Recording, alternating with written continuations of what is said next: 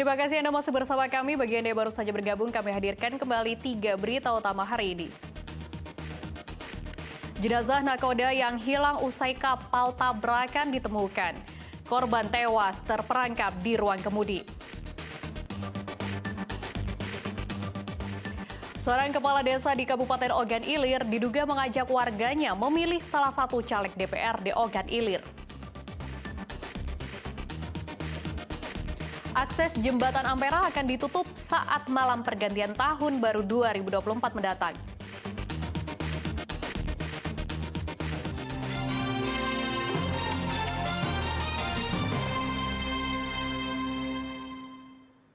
Memasuki musim penghujan, pemerintah Kabupaten Ogan Komering Ulu memulai pengerjaan proyek normalisasi siring dan membangun bronjong di Desa Sekarjaya. Langkah ini dilakukan agar masyarakat sekitar terhindar dari bencana banjir seperti tahun-tahun sebelumnya.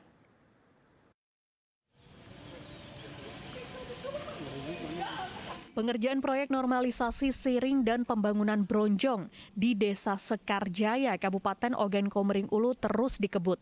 Di penghujung tahun 2023 ini, progres normalisasi siring dan pembangunan bronjong panjang mencapai 300 meter dari total panjang 1.700 meter. Ditargetkan pengerjaan proyek ini akan rampung 100% di awal tahun 2024 mendatang. Normalisasi dan pembangunan bronjong dilakukan karena masyarakat yang tinggal di bantaran siring kerap dilanda banjir. Normalisasi dan pembangunan bronjong ini menjadi harapan baru khususnya bagi masyarakat Desa Sekarjaya, Kabupaten Ogan Komering Ulu. Proyek yang menelan biaya sebesar 8 miliar rupiah itu berasal dari dana bantuan pemerintah Provinsi Sumatera Selatan. Bukan mungkin hitungan senti, hitungannya meter. Kadang sampai 2 meter. Itu rumah-rumah yang di sekitar sini pada atap sampai di atap semua. Nah, untuk itu kami tiga ini menganggarkan normalisasi siring yang ada di Kelurahan Sekarjaya. Mudah-mudahan dengan dibangunnya normalisasi ini termasuk juga dibangun bronjong ini bisa mengatasi banjir yang terjadi di Kelurahan Sekarjaya, dan mudah-mudahan ke depan masyarakat Sekarjaya bisa hidup, tidur, makan dengan tenang. Harapan Ibu? Harapan aku semoga tidak banjir lagi. Emang kalau banjir dalam sini Bu ya? Iyalah yang waktu dikasih TV itu sebatas atap. Oh, sampai atap Bu ya? Iya. Itu biasa terjadi setiap hujan? Iya, hujannya deras. Kalau tidak deras, tidak. Desa Sekarjaya merupakan salah satu daerah rawan banjir di Kabupaten Ogan Komering Ulu. Jika terjadi hujan deras dalam waktu singkat, rumah-rumah warga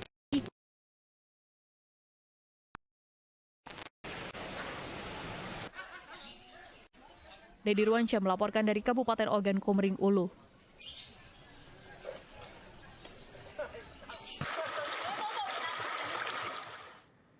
Merasa hak-haknya tidak dipenuhi, seorang mantan karyawan sebuah perusahaan swasta di Kota Palembang mengadu ke Dinas Tenaga Kerja dan Transmigrasi Provinsi Sumatera Selatan. Dirinya berharap pihak perusahaan segera membayar semua haknya sesuai dengan ketentuan.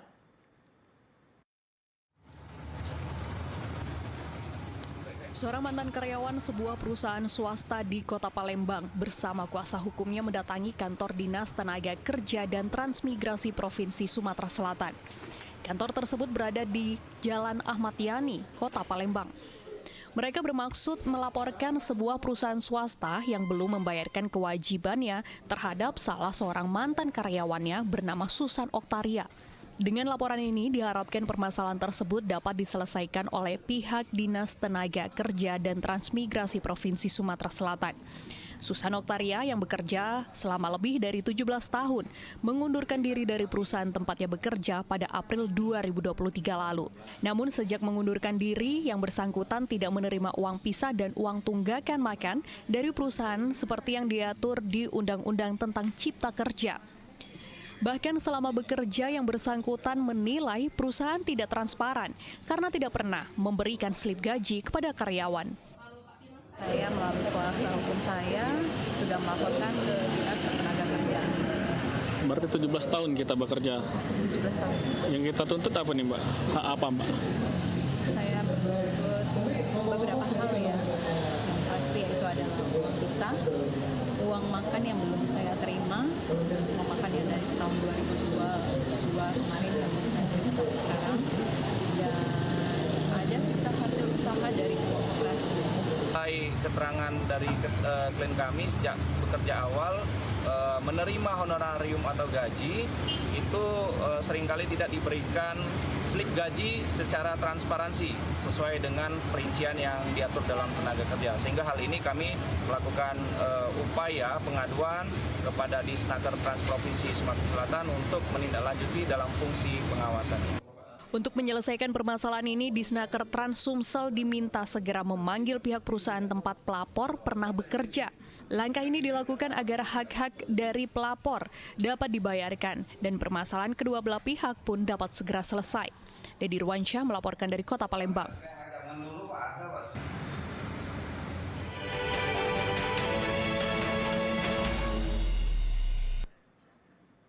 Komisi Pemilihan Umum Kota Palembang menggelar simulasi pemungutan dan perhitungan surat suara. Simulasi bertujuan menghitung durasi proses pencoblosan serta menguji aplikasi Sirekap.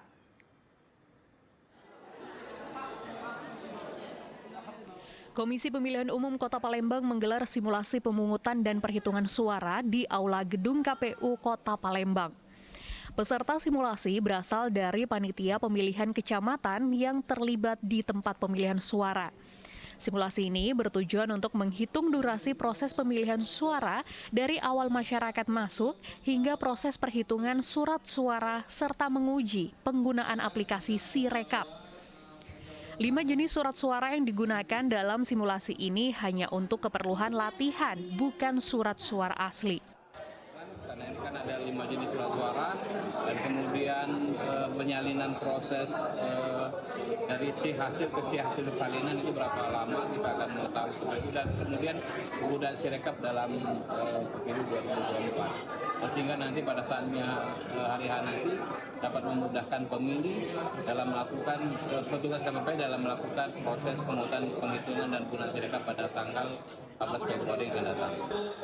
Penggunaan aplikasi Sirekap akan diterapkan setelah perhitungan suara selesai dengan cara memfoto model C hasil kelima jenis surat suara pemilu.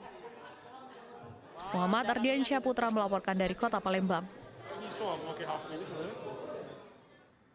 Seorang kepala desa di Kabupaten Ogan Ilir secara terang-terangan mengajak warganya memilih salah satu caleg DPRD Ogan Ilir. Kasus ini telah dilaporkan warga ke Bawaslu Ogan Ilir untuk dilakukan penindakan terhadap yang bersangkutan. Khusus kita di Sepapat, aku di sini musuh yang namanya Nawan. Inilah rekaman video saat Kepala Desa Tambang Rambang, Arya Prima, bertemu dengan sejumlah warga di rumahnya di Kampung 4 Desa Tambang Rambang, Ogan Ilir. Dalam pembicaraan itu diduga sang kades meminta warga untuk memilih salah satu caleg DPRD Ogan Ilir Dapil 4. Video berdurasi lebih dari 1 menit ini telah beredar luas di tengah masyarakat Kabupaten Ogan Ilir. Bawaslu Ogan Ilir sendiri mengaku telah menerima laporan masyarakat terkait beredarnya video sang kepala desa. Meski demikian, sejak laporan masuk, yang bersangkutan belum dipanggil untuk melakukan klarifikasi. Siang nanti kami dari pimpinan Komisioner Bawaslu Ogan Ilir akan melakukan pleno mengkaji hal-hal yang telah dilaporkan oleh pihak terlapor. Ya, jadi setelah melakukan pengkajian dan plenoan, di situ kita baru tahu bahwa nanti akan dikemanakan kasus ini, apakah diregister atau tidak. Kalau memang diregister, nanti kami dari Bawaslu Kabupaten Ogan Ilir akan melimpahkan laporan tersebut ke Sentra Gakumdu. Bila terbukti mengajak masyarakat untuk memilih caleg tertentu, kades akan dijerat dengan Undang-Undang tentang Kepala Desa dan Undang-Undang tentang Pemilu. Adapun ancaman hukumannya adalah 1 tahun penjara dan denda 12 juta rupiah. Dedi Ruansyah melaporkan dari Kabupaten Ogan Ilir.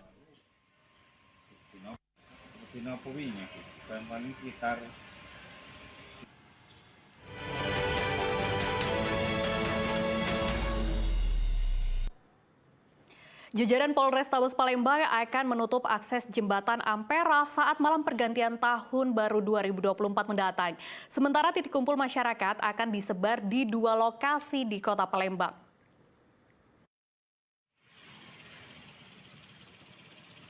Aparat kepolisian dari Polrestabes Palembang akan menutup akses jembatan Ampera saat malam pergantian tahun 2024 mendatang.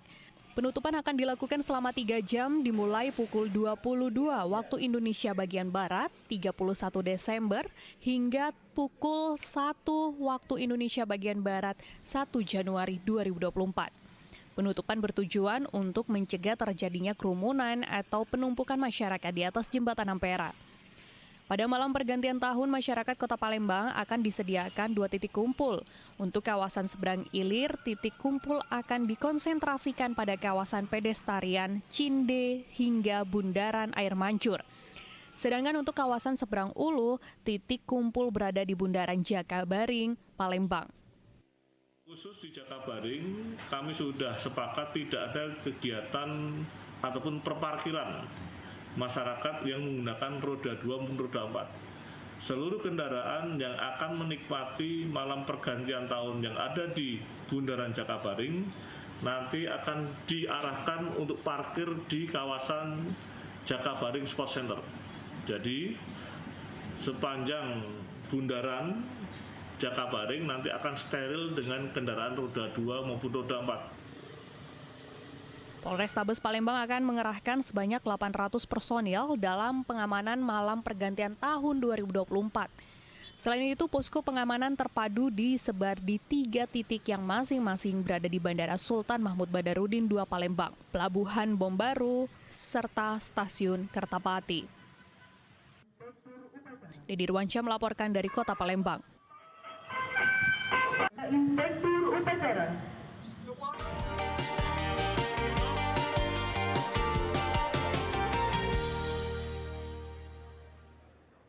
Laporan tersebut mengakhiri berita Palembang hari ini. Saya Fri Meriana berterima kasih atas perhatian dan kebersamaan Anda. Selamat beraktivitas dan sampai jumpa.